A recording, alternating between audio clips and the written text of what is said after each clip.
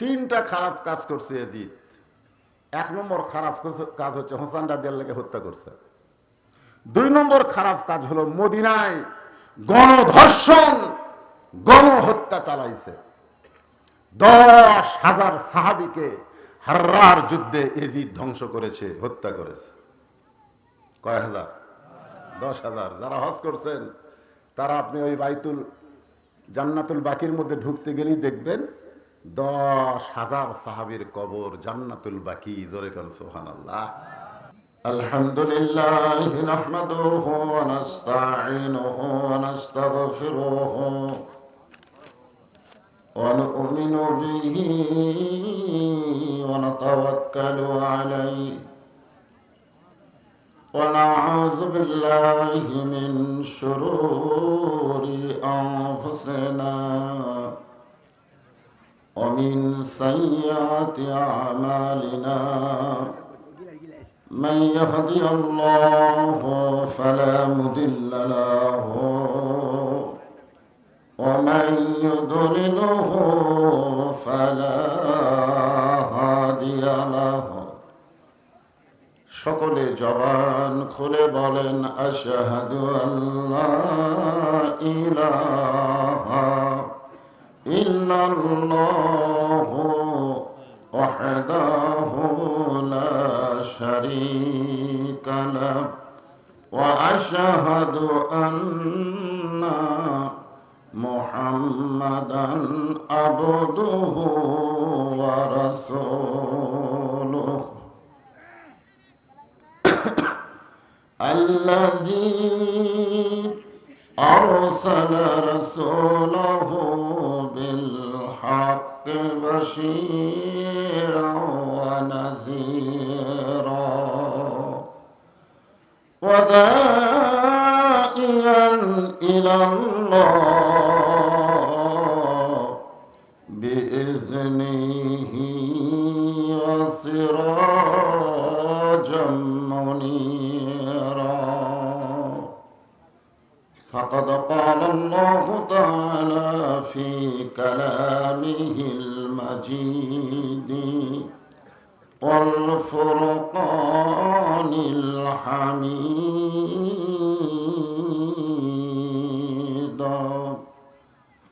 জবান খুলে সবাই বলেন আউযু বিল্লাহি মিনাশ শাইতানির রাজিম বিসমিল্লাহির রহমানির রহিম আলাম তারা কাইফা ফাআলা রাব্বুকা বিআসহাবিল ফিল ألم يجعل كيدهم في تضليل وأرسل عليهم طيرا أبابيل ترميهم بحجارة من سجيل فجعلهم كعصف مأكول إن الله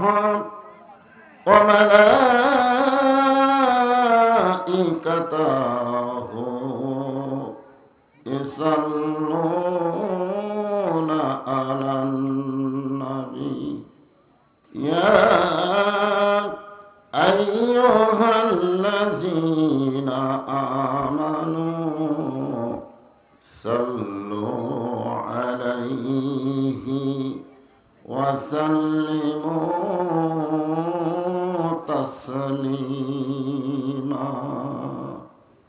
সকলে পড়েন আল্লাহুম্মা সাল্লি আলা মুহাম্মাদিন ওয়া আলা আলি মুহাম্মাদ كما صليت على إبراهيم وعلى آل إبراهيم إنك حميد مجيد এই দরুদ শরীফটা পড়লে যারা ঠিক মতো পারেন না তাদের একটা মস্ক হবে না? তাহলে সকলে পড়েন নামাজের দরুদ। আল্লাহুম্মা বারিক আলা মুহাম্মাদিন ওয়া আলা আলি মুহাম্মাদ কামা বারাকতা আলা ইব্রাহিম ওয়া আলা আলি ইব্রাহিম ইন্নাকা হামিদুম মাজিদ। মশরিকে হুব্বে মুহাম্মদ,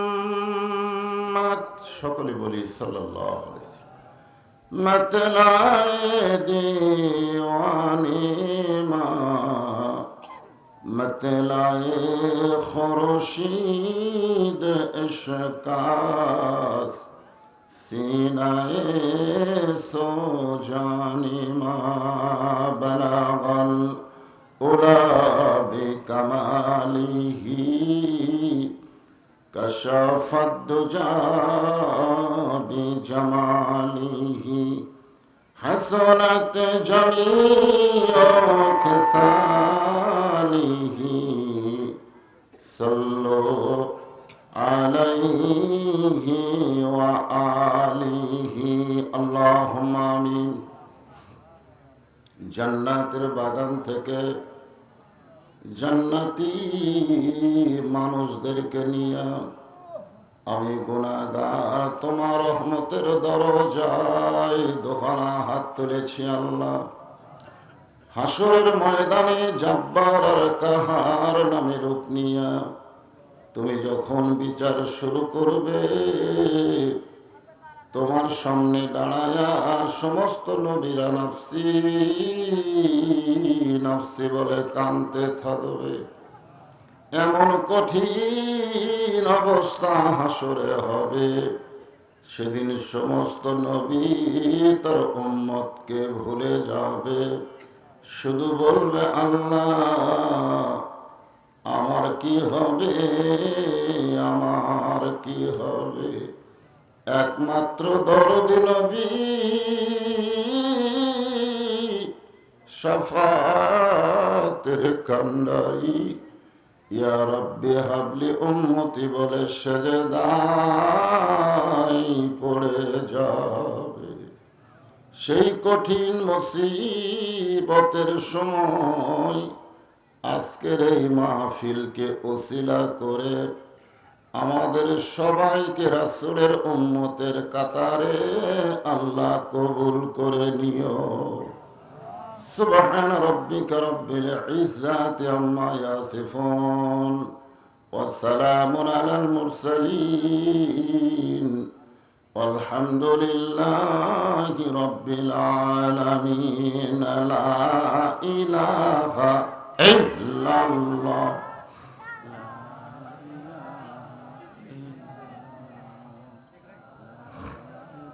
সবাই মহব্বতে আল্লাহর জিকির করতে কোনো শরম আছে?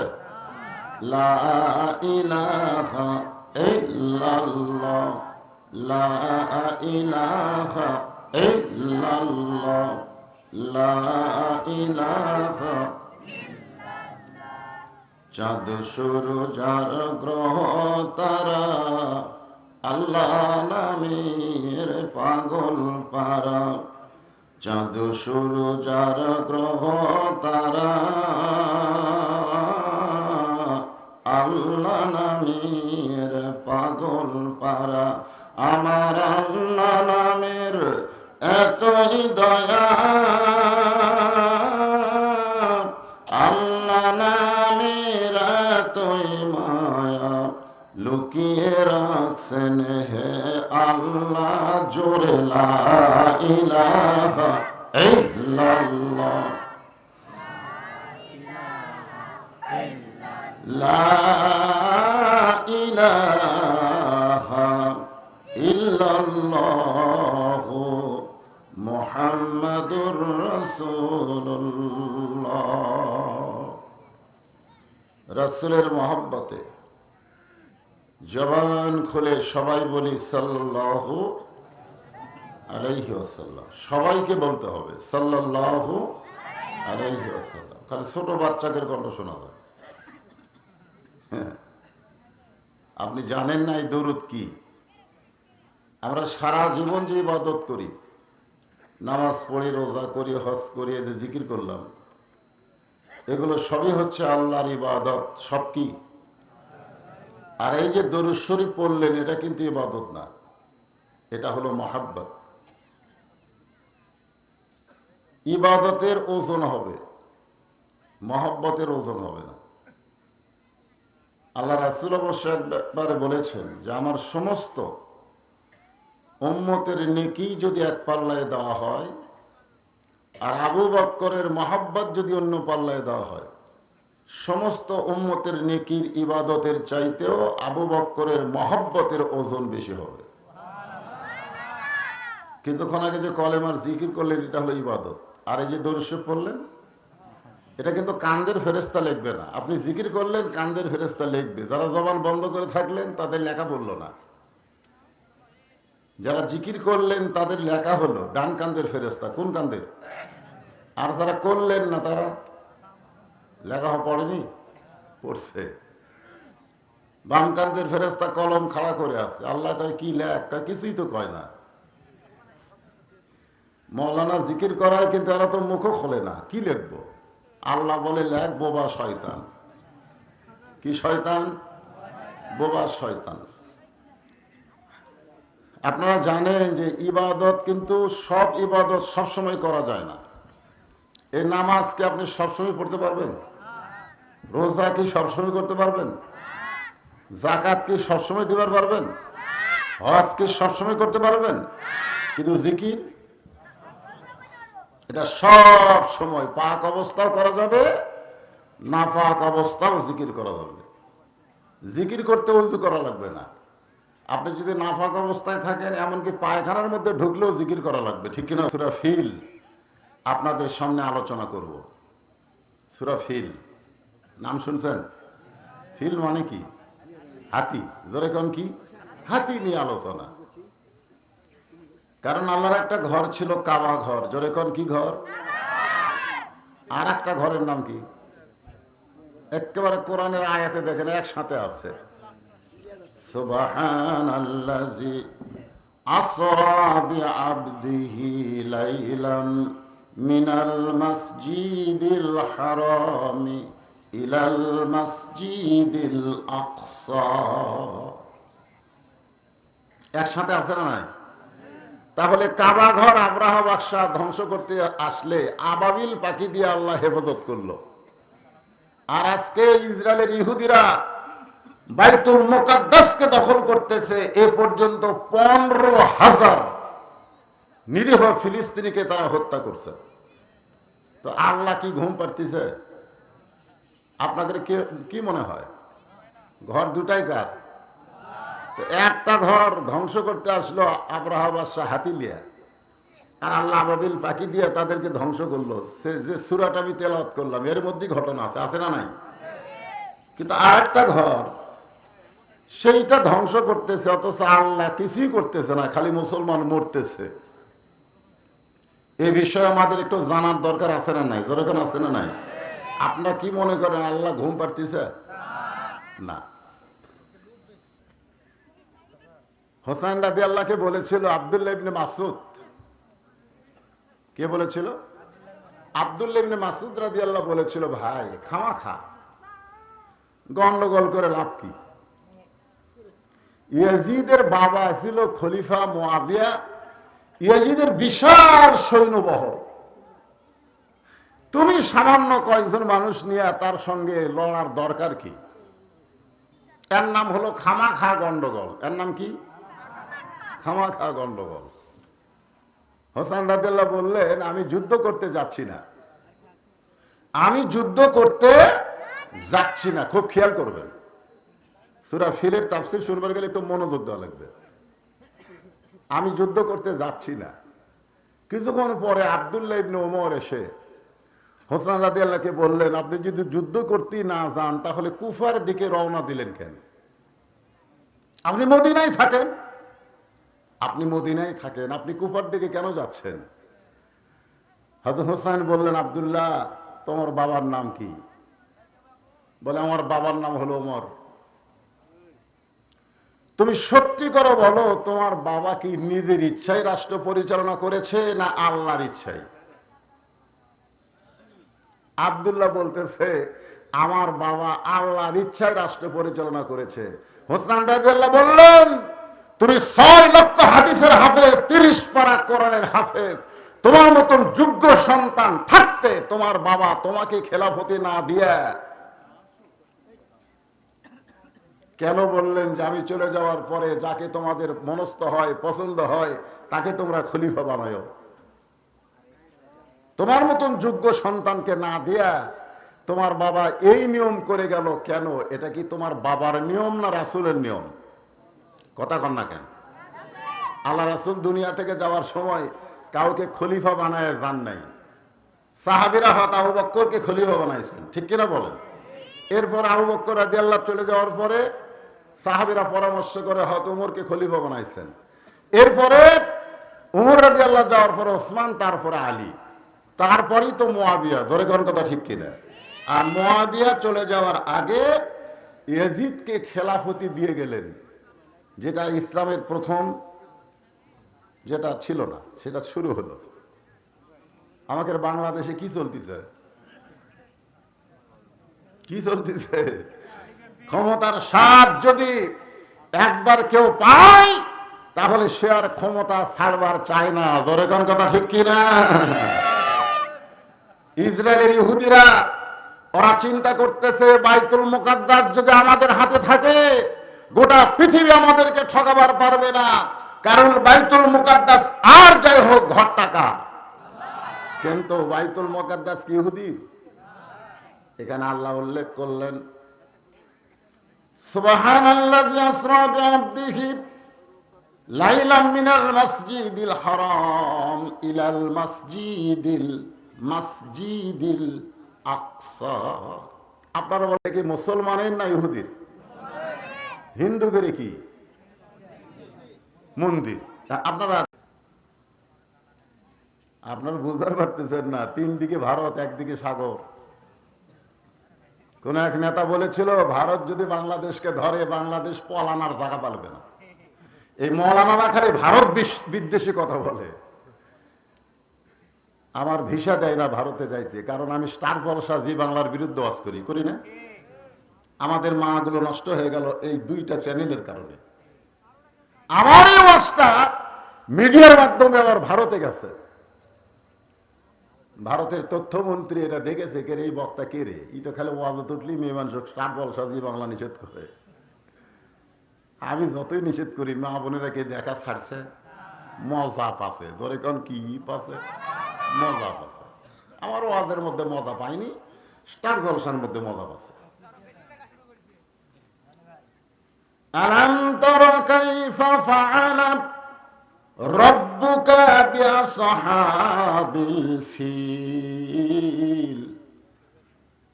আপনারা বলেন তো, সূরা ফিল কার উপর নাযিল হয়েছে? আমাদের নবীর উপরে। কার উপরে? আর আব্রাহা কাবা ঘর ধ্বংস যখন করবে আইছিল তখন কি নবী ছিল? নবী ছিল না।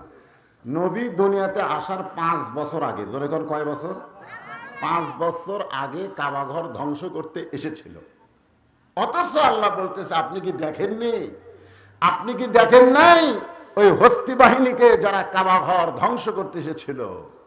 আপনি কি দেখেননি? তো রাসূল দেখবে কেমনে? রাসূলের তো তখন জন্মই হয়নি। এই কথা বলার পিছনে কারণ কি?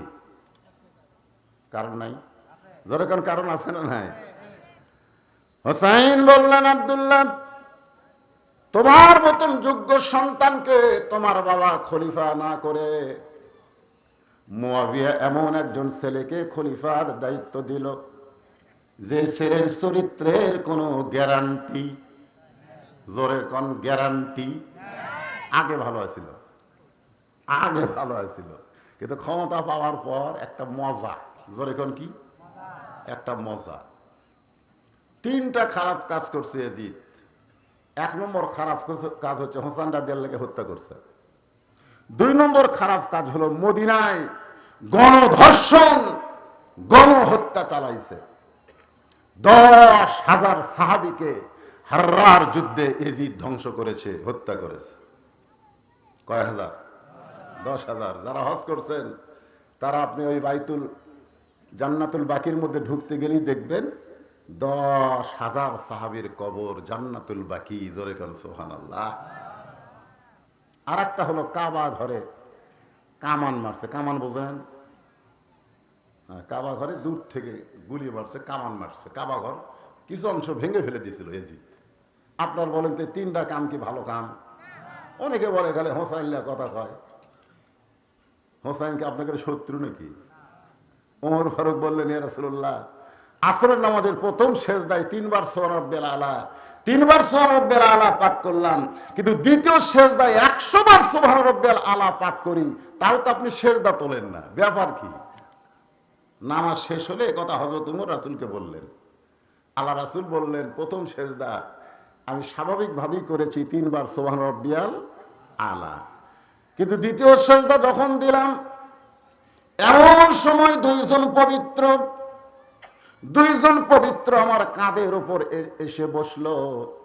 ওরা নামে না, আমি নামাবার চাই, কিন্তু নামাজের মালিক আল্লাহ বলে নামাবেন না। যতক্ষণ বসে থাকবে ততক্ষণ আপনি সেজদায় থাকবে। তো সমস্ত সাহাবীরা বললেন, হুজুর এই 2 পবিত্র কে? এই 2 পবিত্র, যে 2 পবিত্র আপনার কাঁধের উপর এসে বসলো, সেজদা দেওয়া অবস্থায় আপনার পিঠের উপরে বসলো, যতক্ষণ না নামবে সেজদা আল্লাহ তুলতে নিষেধ করলো। এই 2 পবিত্রর নাম কি? আল্লাহ রাসূল বললেন, সাইদুস শাবাবে আহলুল জান্নাহ হাসান হুসাইন রাদিয়াল্লাহু তাআলা আনহুমা, জান্নাতি যুবকদের সর্দার 2 জন, নাম হলো হাসান আর হুসাইন। জোরে কোন সুবহানাল্লাহ। আপনি কি খবর চাচ্ছেন? জান্নাতে যখন যাবেন তখন কি বুড়া হয়ে যাবেন না জুয়ান হয়ে যাবেন? তো জুয়ান হয়ে গেলে তাহলে আমাকে সর্দারের নাম কি? কথা কয় না, কথা কয় না। হাসান, এই যুবকের, এই তোমরা তো খালি মেসি নেইমার লিয়া পাগল হয়ে গেছো। মেসি আর নেইমার, আর বাংলাদেশকে ক্রিকেট খেলা এবার শেষ। একেবারে ভুটভুটির চোরা সব চলে যাচ্ছে, কাটুরে দিচ্ছে, সব ভুটভুটির চলে যাচ্ছে। পাগল গুলা, ওইগুলো শয়তানদের পাগল না হয়ে হাসান হোসেনের পাগল হও যদি জান্নাতে যাবার চাও। জোরে কোন কথা ঠিক কি না? মা তার সন্তানকে বলতেছে, বাবা, ইসরায়েলের ইহুদিরা আল্লাহর কাবা ঘর বাইতুল মুকাদ্দাস ধ্বংস করার জন্য এসেছে, তোমরা যাও। ছোট বাচ্চা বলে, মা কি নিয়ে যাব? কি নিয়ে যাব? আমাকে তো অস্ত্র নাই। তখন মা একটা পাথর দিল হাতে। এই খেয়াল করেন, কিছুদিন আগেকার ঘটনা। একটা কি দিছে? একটা পাথর দিয়া বলতেছে, বিসমিল্লাহ কে ছেড়ে দিও। কি বাচ্চা রে, তোর কাছে থেকে ছোট বাচ্চা রে, তোরা তো বড় হয়েছ, তোর কাছে ছোট 4 বছর 5 বছরের বাচ্চা, হাতে একটা ঢিল নিয়ে বিসমিল্লাহ কে মারছে।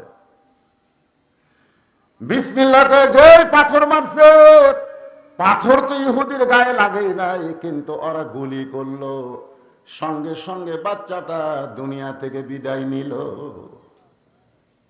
ওখানে মা সন্তানের দেহের কাছে গিয়া বলতেছে, আলহামদুলিল্লাহ। আপনারা বলেন তো, মরে গেলে আমরা কি কই? তো মা আলহামদুলিল্লাহ কয় কেন? পাগলা হচ্ছে মা, পাগলি হচ্ছে, এজন্য এখন পাগলি হচ্ছে। মা আলহামদুলিল্লাহ বলার কারণ হলো, ওয়ালা তাকুলু লিমান ইউকতালু ফি সাবিলিল্লাহি আমওয়াতুন বাল আহইয়াউ ওয়ালাকিন লা তাশউরুন। এর বাংলা অর্থ কি? আল্লাহ রাস্তায় যাদেরকে হত্যা করা হয়, আপনারা কি আল্লাহর কোরআন বিশ্বাস করেন? বিশ্বাস করেন? বিশ্বাস করলে এই কথাগুলো বলে লাভ আছে।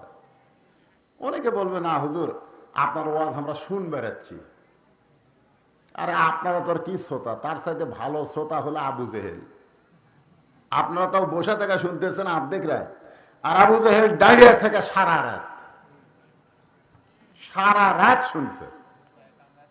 সকালবেলা মিটিং এর মধ্যে গিয়া বলতেছে, এত সুন্দর কোরআনের বাণী, আমার রাগটা কোন দিক দিয়ে গেল আমি বুঝবারই পারিনি। সুবহানাল্লাহ হবেন না? তাহলে আবু জেহেলের কাছে কোরআনের বাণী ভালো না খারাপ? বলছে এত সুন্দর কোরআনের বাণী, রাগটা কোন দিক দিয়ে গেল আমি বুঝবারই পারিনি। আবু সুফিয়ান বলেন, এটা যে কোরআন শুনতে এত ভালো লাগে সেই কোরআন ধরলে অসুবিধা কি? আমার দিকে খেয়াল করেন, যে কোরআন শুনতে এত ভালো লাগে সেই কোরআন ধরলে কি করা লাগবে? কথা কয় না, বোঝার কথা কে বলতে, ধরা লাগবে রে, এরকম ধরা লাগবে, এরকম ধরা লাগবে। এটা ধরবার গেলে ঠেলা আছে। এই পুস্কা করক বলেন, এরা কেউ পারবি না, কারণ এরা প্রাইমারি পড়ে, এরা জীবনে পেশাব করে পানি লাগে না, বসে থাকাও করে না। জোরে কোন কথা ঠিক কিনা? ওরা পারবি না, ওরা একদম বাগডম ঘোরাডম সাজে, ঢাক ঢোলক ঝাঁঝর বাজে, এই মিথ্যা শিক্ষা পড়তে পড়তে এর জীবনে শেষ। এই কোরআন ধরবে যারা, কখনই স্পর্শ করতে পারবা না যতক্ষণ পবিত্র না হবা। পবিত্র হয়ে কোরআন ধরতে হবে, কোরআন মানুষকে পবিত্র বানায় দিবে। যেরকম সুবহানাল্লাহ। আবু সুফিয়ান বলতেছে, যে কোরআন শুনতে এত ভালো লাগে সেই কোরআন ধরলে অসুবিধা কি? আবু জেহেল বলতেছে, পরিবেশ খারাপ। পরিবেশ জোরে বলা যাবে না, কোরআন ধরলে অসুবিধা কি? এটা পরিবেশ বর্তমানে ভালো না, জোরে বলা যাবে না, তুই ওর কাছে আয়, কানে কানে বলি। বর্তমানে আপনারা বলেন তো, সব কথা কি জোরে বলা যাবে? যাবে না, সব কথা জোরে বলা খুব সমস্যা। তা আবু সুফিয়ান জাগাত থেকে উঠে আবু জেহেলের কাছে আসছে, কানের কাছে মুখ লাগায় বলতেছে, এই কোরআন ধরলে অসুবিধা হলো আমার ভুয়া নেতৃত্ব চলবে না, আসল নেতা হয়ে যাবে আব্দুল্লাহর এতিম পোলা। তার মানে বাংলাদেশের মুসলমান যদি কোরআন ধরে তাহলে ভুয়া নেতা একটাও চলবে না। ধরে কোন কথা ঠিক না? এইটাই হলো সমস্যা।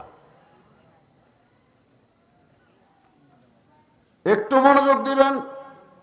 আল্লাহর কোরআনে বলতেছেন, আমার রাস্তায় যাদেরকে হত্যা করা হয়, বাইতুল মুকাদ্দাসকে হেফাজত করতে গিয়া যাদেরকে হত্যা করা হলো, আল্লাহ বললেন তাদেরকে মৃত্যু বলো না, আমি আল্লাহ বলতেছি তারা জীবিত। সবাই সুবহানাল্লাহ বললেন না কেন? বিশ্বাস হলো না? এটাকে আমার বাপের কথা করছে না আল্লাহর কথা? তো আল্লাহর কথা শোনার পরে যদি সুবহানাল্লাহ মুখে না আসে কি করবেন? নাউযুবিল্লাহ। একবার সুবহানাল্লাহ কোন, জান্নাতের মধ্যে আপনার নামে আল্লাহ একটা গাছ লাগাই দিবে, যে গাছের ছায়া অতিক্রম করতে তাজা ঘোড়া 500 বছর লাগবে। যতবার কবেন ততবার একটা করে গাছ হবে। এখন হয়তো আপনার বলতেছেন, হুজুর তাহলে জান্নাত কত বড়? সর্বশেষে জাহান্নাম খাটিয়া যে ব্যক্তি জান্নাত যাবে, মানে সবার শেষে আর কেউ নাই, ওই জাহান্নাম খাটিয়া কয়লা টয়লা হয়ে এক নদীর গোসল করে সুন্দর সাইজ দিয়ে জান্নাতে যাবে। ওই ব্যক্তিকে যে জান্নাত দেওয়া হবে সেই জান্নাত এই পৃথিবীর চাইতে 9 গুণ বড়। জোরে কোন সুবহানাল্লাহ। কি মনে করতেছেন? তা আপনারা কি জান্নাত মরুভূমি বানাতে হবেন?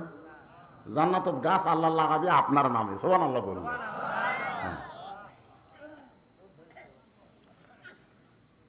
আমার মা বোনেরা যারা পর্দার অন্তরে আছেন, সন্ধ্যা থেকে পর্যন্ত আপনাদের জন্য ওয়াজ হয় নাই, আমি আপনাদের জন্য কিছু ওয়াজ করব, আপনারা অধৈর্য হয়েন না। মা বোনদের কিছু ওয়াজ করার দরকার আছে না? নাই? আমার এক মা আমাকে একটু স্লিপ দিয়েই বলছে, হুজুর এই ওয়াজটা করবেন। আমরা মোবাইলে শুনি কিন্তু বাস্তবে শুনিনি। তো মেয়েরা তো বহু কিছু শুনবার চায়, মেয়েদের ওয়াজ আমি খুঁজে মা ফাতেমার মধ্যে যা পাই অন্য কারোর মধ্যে তা পাওয়া যায় না। ধরে কোন কথা ঠিক কিনা? কথা বলেন। আল্লাহ রাসূল মুস্কি মুস্কি হাসতেছে। ফাতেমা কেন হাসেন কেন? বলে হাসার কারণ হলো আল্লাহ তোমাকে জান্নাতি নারীদের নেত্রী বানাচ্ছে।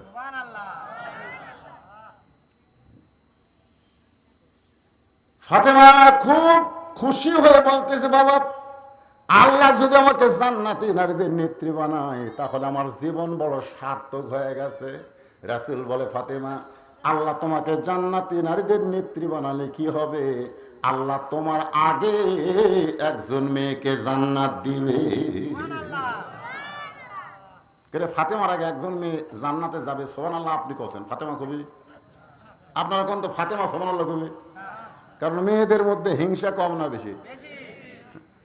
একজন ক্ষমতাতে আছে আর একজন অসুস্থ হয়ে পড়ে আছে, ঠিক না? দরখাস্ত দেখছে তাকে একটু বিদেশে চিকিৎসা করার ব্যবস্থা করে দাও। ইয়ার জীবনেও কোনোদিন প্রধানমন্ত্রী দাঁড়াবি না, কারণ শরীরের অবস্থা শেষ, বয়স শেষ, 90 বছর বয়স, আবার দাঁড়াবি? তারপরেও তাকে চিকিৎসা করতে দেওয়া যাচ্ছে না, সংবিধানের নিয়ম নেই। আপনারা বলেন তো এটা কি দয়া না হিংসা? কথা কয় না। মেয়েদের হিংসা একটু বেশি। ফাতেমা চমকে গিয়ে বললেন, বাবা আমি জান্নাতি নারীদের নেত্রী হব, আর আমার আগে যে মেয়েটা জান্নাতে যাবে ওই মেয়েটা কে গো বাবা? তার বাড়ি কোথায়, তার পরিচয় কি? রাসূল বললেন, ও যে একটা পাহাড় দেখতেছো? বলে হ্যাঁ। পাহাড়ের পাশে ছোট্ট একটা জঙ্গল, বলে দেখা যায় জঙ্গলের পাশে ঝুপড়ি একটা বাড়ি, ওই বাড়িটা হলো একটা কাঠুরিয়ার বাড়ি। ওই কাঠুরার বিবি জামিলাকে আল্লাহ তোমার আগে জান্নাত দিবে। কোন আমলের কারণে আল্লাহ ফাতেমার আগে জামিলাকে জান্নাত দিবে, এইটা পুরুষ মানুষের জন্য শোনার কোনো দরকার নাই, এটা শুনতে হবে আমার মা বোনদের, ঠিক কিনা বলে? ও মায়েরা একটু ধৈর্য ধরেন। ফাতেমা জান্নাতের নারীদের নেত্রী হওয়ার পরেও তার আগে একটা কাঠুরার বউ এমন কি আমল করলো যে আমল করার কারণে আল্লাহ জান্নাত দিবে? মা বোনদের শোনা দরকার আছে না নাই? এখন আসেন, হোসাইন বলতেছে, আব্দুল্লাহ তোমার বাদ দিয়া তোমার বাবার পরে ওসমান রাদিয়াল্লাহু খলিফা হলো, তোমার বাবার পরে আমার বাবা খলিফা হলো। আমার বাবার দুইটা সন্তান যার সম্পর্কে রাসূল বলেছেন সাইয়্যিদুশ শাবাবে আহলিল জান্নাহ, হাসান ও হোসাইন রাদিয়াল্লাহু তাআলা আনহুমা।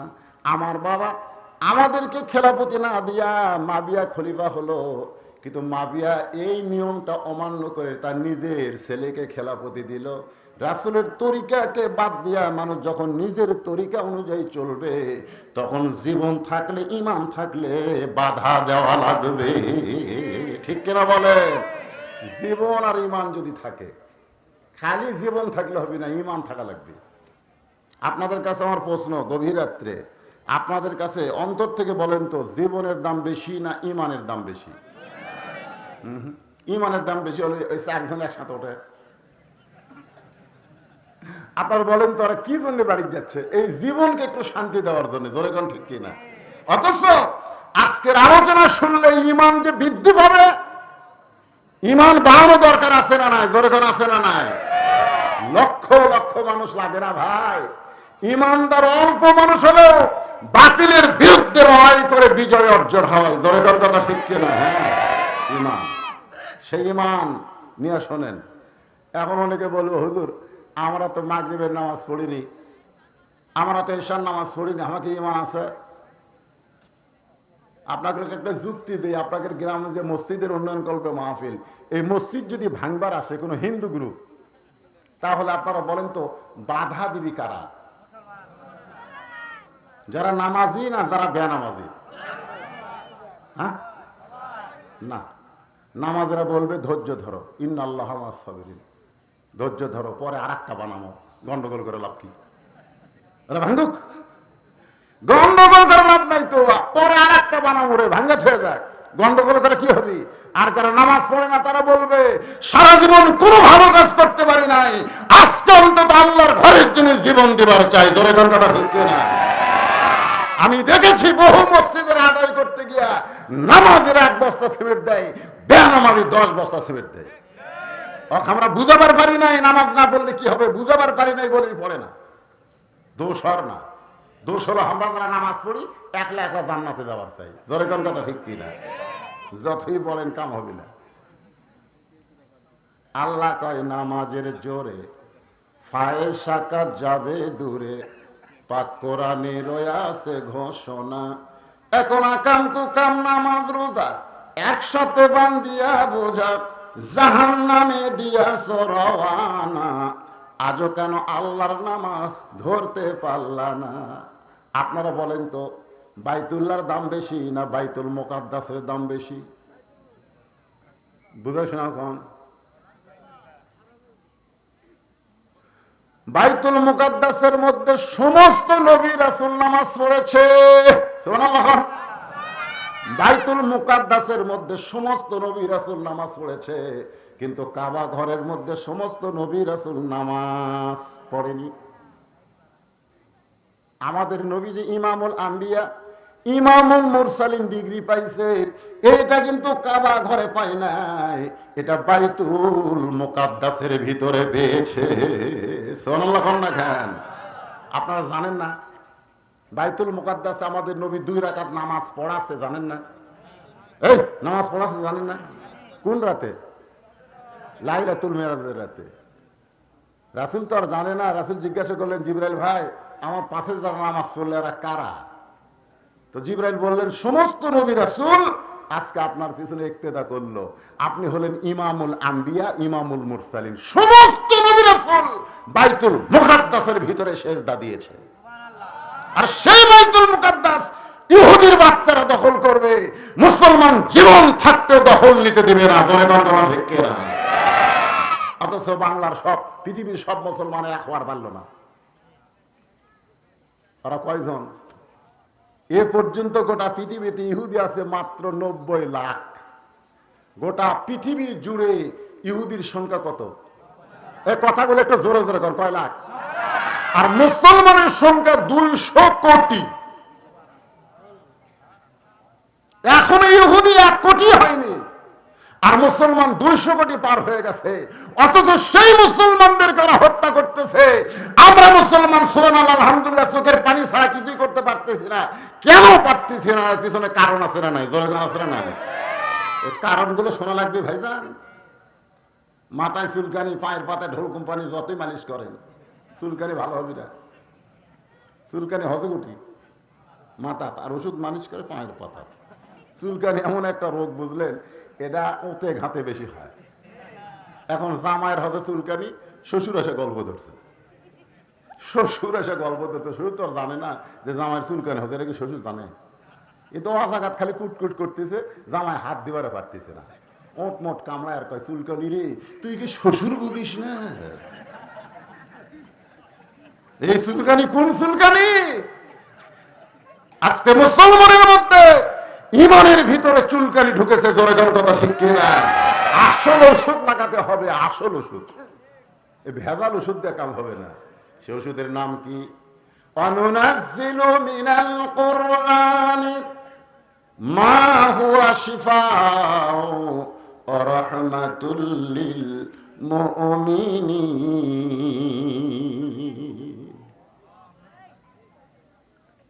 আচ্ছা, আপনাদের সাইডে কালী পূজা হচ্ছে নাকি? ওটি আপনার যা ভালো আসলো।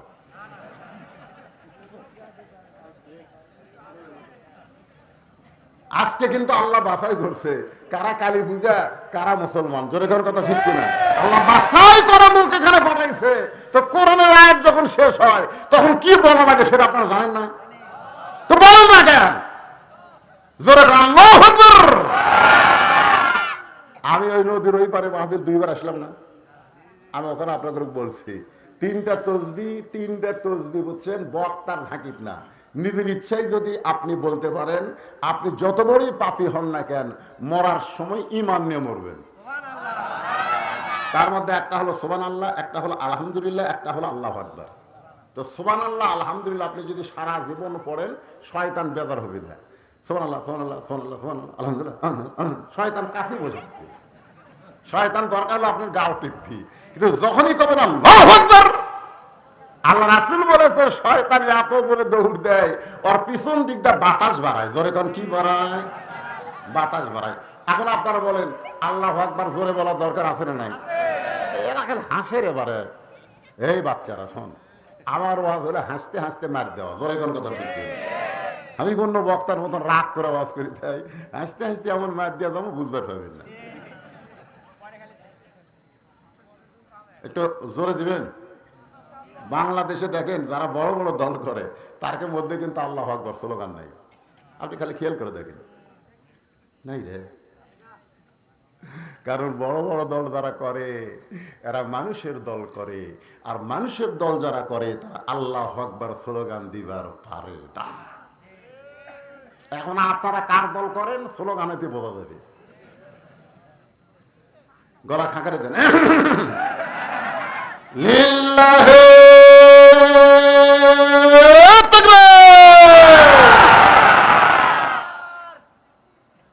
আপনারা বলেন তো এখন রাত কটা বাজে? 50 ঘড়িতে দেখলাম, আর আপনাদের চেহারা এই তকবীরে মনে হচ্ছে কেবল রাত 8টা বাজতেছে।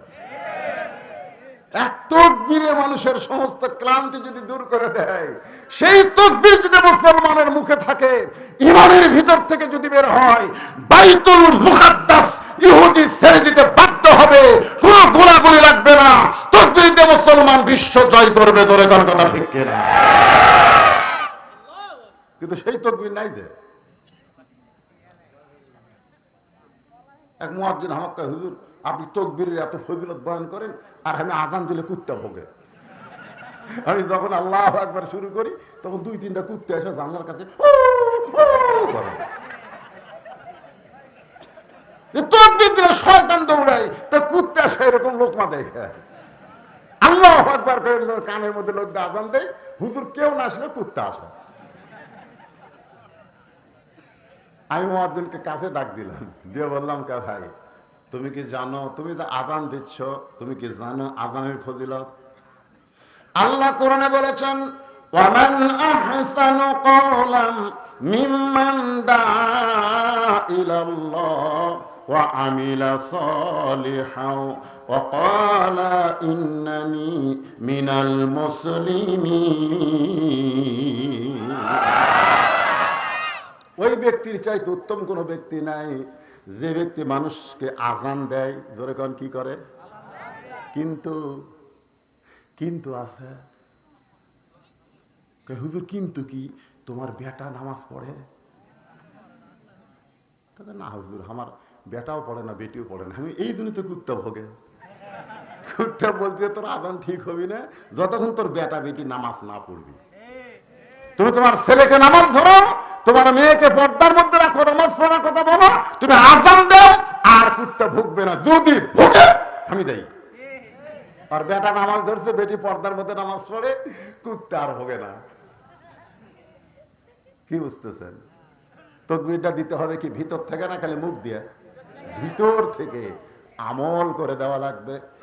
আসেন আল্লাহর বান্দারা, যে কথাটা বলতেছিলাম, ফাতেমা বললেন, মা বাবা কোন আমলের কারণে ওই কাঠুরার বউ আমার আগে জান্নাতে যাবে? মেহেরবানি করে আমলটা একটু বলে দেন। আল্লাহর নবী বললেন, আমি বলবো না, তুমি তদন্ত করে জেনে নাও। নারী পুরুষের দুইজনের ওয়াজ হোক নাকি, তুমি তদন্ত করে জেনে নাও। ফাতেমা তদন্ত করার জন্য আসরের নামাজের পর চুপি চুপি কাঠুরার বাড়ির দিকে রওনা দিলেন, চুপি চুপি। কারণ মেয়েরা যখন যাবে তখন শোরগোল করা যাবে না। আল্লাহ কোরআনে বলেছেন, অকরনা ফি বুয়ুতিকুন্না ওয়ালা তাবাররাজনা তাবাররুজাল জাহিলিয়াতিল উলা। মেয়েরা যখন যাবে তখন হাট বাজার লাগায়া গল্প করতে করতে যাবে না। এখন কতগুলো মেয়েকে ডায়াবেটিস হচ্ছে, এরা ফজরের পরে হাঁটতে বার হয়, জোরে কোন কথা ঠিক? হায় হায়, ওরা রাস্তার গল্প করে, আমি বাড়িতে শুনবো।